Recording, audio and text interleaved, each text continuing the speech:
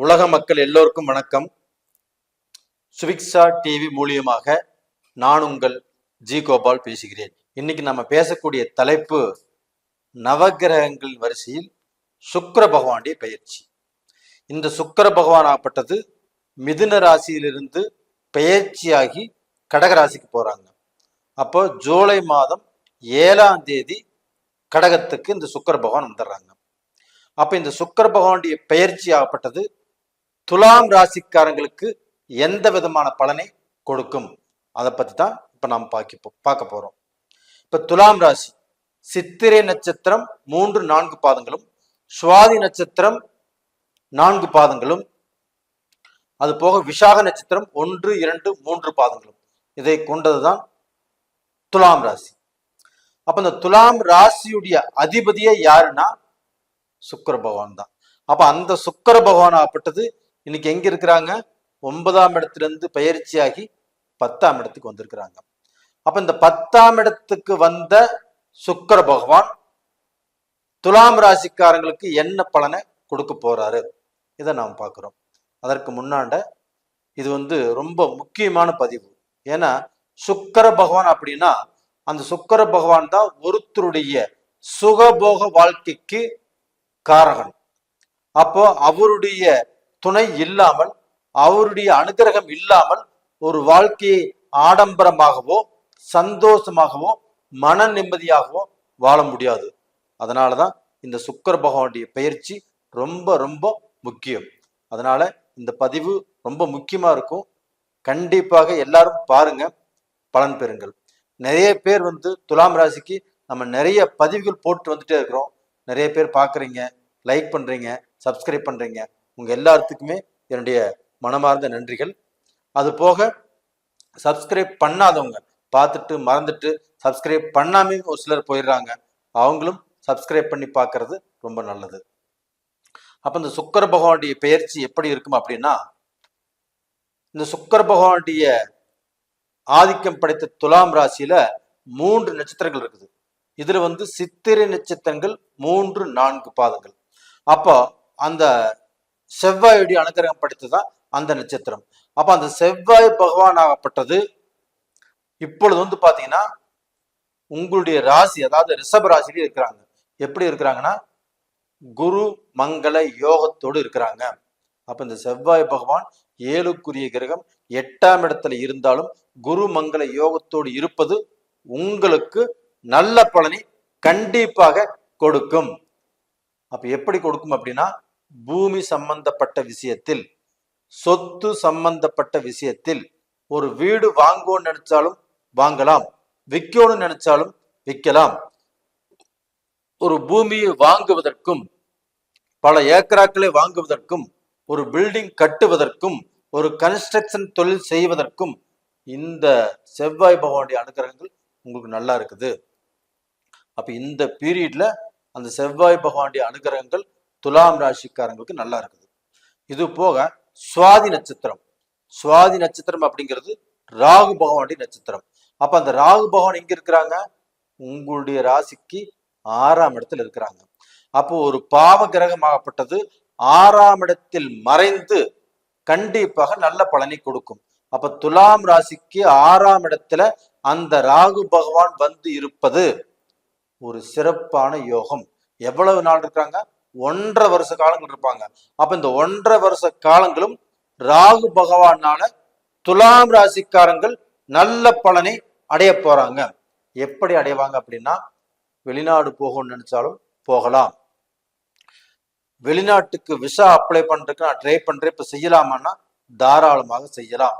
இது போக வெளிநாட்டுல வாழ்ந்துட்டு இருக்கிறவங்க, துலாம் ராசியில உள்ளவங்க, அதுவும் சுவாதி நட்சத்திரத்துல பிறந்தவங்களாப்பட்டது, அவர்களுக்கு அவர்களுடைய வாழ்க்கையில் இருந்த டிஸ்டர்ப் எல்லாமே, அதாவது பணத்தால பிரச்சனை, குடும்பத்தால பிரச்சனை, மக்களால பிரச்சனை, இந்த மாதிரி எவ்வளவு சோதனைகள் இருந்தாலும் அதிலிருந்து விலகி நல்ல நிலைமைக்கு வரக்கூடிய வாய்ப்பு இந்த சுவாதி நட்சத்திரக்காரர்கள் எங்கிருந்தாலும் கண்டிப்பாக நல்லா இருப்பாங்க. இப்ப நீங்க விசாரிச்சு பாருங்க, துலாம் ராசியில் பிறந்தவங்க, அந்த சுவாதி நட்சத்திரத்தில் பிறந்தவங்க எப்படி இருக்காங்க அப்படின்னா கண்டிப்பா நல்லா இருக்கிறதுக்கு வாய்ப்புகள் இருக்குது. இதே அவங்களுடைய ஜென்ம ஜாதகத்தில் நடக்கக்கூடிய தசா புத்திகள் சூப்பரா இருந்துச்சுன்னா அவங்க மேலும் பயனடைவாங்க. இது போக பாத்தீங்கன்னா இந்த குருவுடைய நட்சத்திரம் விசாக நட்சத்திரத்துல பிறந்தவங்க. அப்ப அந்த விசாக நட்சத்திரத்துல பிறந்தவங்களாப்பட்டது குரு பகவான் போல செயல்படுவாங்க. அந்த குரு பகவான் எங்க இருக்கிறாங்க? உங்களுடைய ராசிக்கு 8ஆம் இடத்துல ரிஷப ராசியில அந்த குரு பகவான் இருக்கிறாங்க. அப்ப அந்த குரு பகவான் இருக்கக்கூடிய இடம் சரியில்லை. அது பார்க்கக்கூடிய இடம் உங்களுடைய ராசிக்கு 12ஆம் இடத்தை பார்க்குது. அயன சயன போகஸ்தானம்.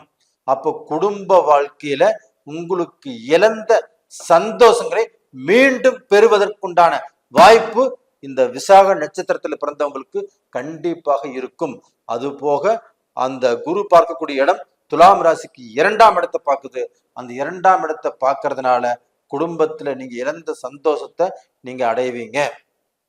அப்ப குடும்பத்துல பிரச்சனைகள், பிரிவுகள், ஒருத்தருக்கு ஒருத்தர் வாக்குவாதங்கள், ஒரு திருப்தி இல்லாத நிலை உருவாயிட்டிருக்கும். அந்த நிலை இப்ப மாறக்கூடிய காலகட்டம் கண்டிப்பாக வந்தாச்சு. அப்ப டோட்டலா பாத்தீங்கன்னா 4ஆம் இடத்தையும் பாக்குறாங்க குரு. அப்ப அந்த குரு பகவான் விசாக நட்சத்திரத்துல பிறந்தவங்களுக்கு 4ஆம் இடத்துல இந்த குரு பகவான் பார்க்கறதுனால நீங்க சொத்துக்கள் கண்டிப்பாக வாங்கலாம். அது போக பல வருஷமாக எனக்கு வீடே இல்லை, எனக்கு வீடு வாங்க முடியல, வீடு கட்டணும்னு நினைச்சாலும் கட்ட முடியல, கையில பணம் வச்சுட்டு முயற்சி பண்ணின நடக்கல இப்படின்னு சொல்றவங்களுக்கு இந்த பீரியட்ல கண்டிப்பாக நீங்க வீடு வாங்கலாம், இல்ல வீடு கட்டுவதற்கு பாலக்கால் போடலாம். கண்டிப்பா உங்களுக்கு நேர காலங்கள் நல்லா இருக்குது. அப்ப டோட்டலா பாத்தீங்கன்னா அந்த துலாம் ராசிக்காரங்களுக்கு சுக்கிர பகவான் 10ஆம் இடத்துல இருக்கிறாங்க. அப்ப அந்த 10ஆம் இடம் என்பது தொழில் சம்பந்தப்பட்ட இடம். அப்போ புதுசா நம்ம தொழில் ஆரம்பிக்கணும் அப்படின்னு பல வருஷமாக நம்ம நினைச்சிட்டு இருப்போம்.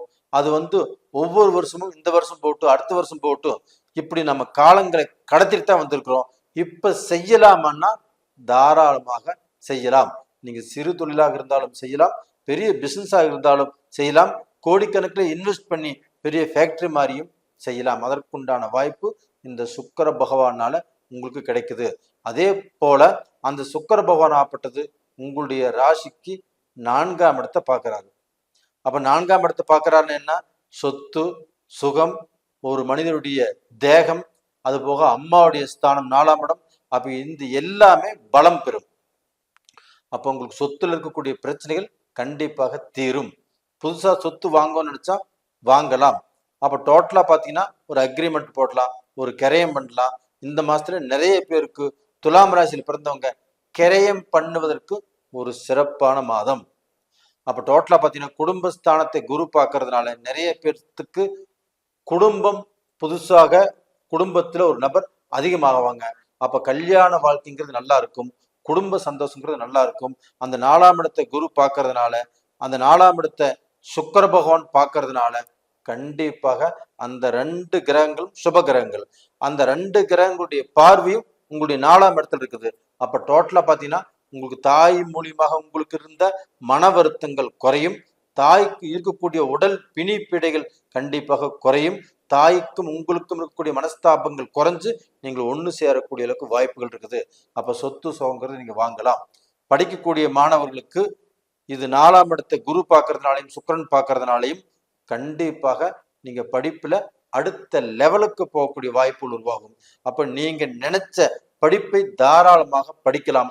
நீங்க இந்தியாலையும் படிக்கலாம், வெளிநாட்டிலையும் படிக்கலாம். இந்த மாதிரி வாய்ப்புகள் இந்த சுக்கிர பகவானாலையும் குரு பகவானாலையும் உங்களுக்கு நல்லா இருக்குது. அப்ப டோட்டலா பாத்தீங்கன்னா இந்த பீரியட்ல துலாம் ராசிக்காரங்களுக்கு ரொம்ப நல்லா இருக்குது. உங்க ராசியுடைய அதிபதியே குரு பகவான் சுக்கிர பகவான் தான். அந்த சுக்கிர பகவானுடைய பயிற்சி உங்களுக்கு நல்லா இருக்குது. இது போக உங்களுக்கு என்ன கெடுதல் அப்படின்னா, கண்டிப்பாக நீங்கள் தூர பிரயாணம் போகும்போது கொஞ்சம் எச்சரிக்கையாக போங்க. அதே சமயத்துல நீங்க டிரைவிங் பண்ணும்போது கொஞ்சம் எச்சரிக்கையாக இருங்க. அது போக ஒருத்தருக்கு ஒரு ஜாமீன் போடுறோம், ஒருத்தருக்கு ஒருத்தருடைய பிரச்சனையை நாம கேர் எடுத்துக்கிறோம். இந்த மாதிரி பிரச்சனையில கொஞ்சம் நீங்க எச்சரிக்கையாக இருப்பது நல்ல விஷயம். அப்ப நேயர்களே, இந்த பதிவு உங்களுக்கு பிடிச்சிருக்குன்னு நினைக்கிறேன்.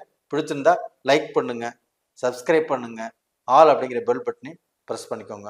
உங்களுடைய ஜென்ம ஜாதகத்தை கண்டிப்பாக நீங்கள் ஒரு முறை பார்த்து கொள்வது நல்ல விஷயம். அப்படி பார்க்கணும்னு நினச்சிங்கன்னா கீழே 2 நம்பர் கொடுத்துருக்குறோம், கான்டாக்ட் பண்ணுங்க. உங்களிடமிருந்து விடைபெறுவது உங்களின் ஜி கோபால். நன்றி, வணக்கம்.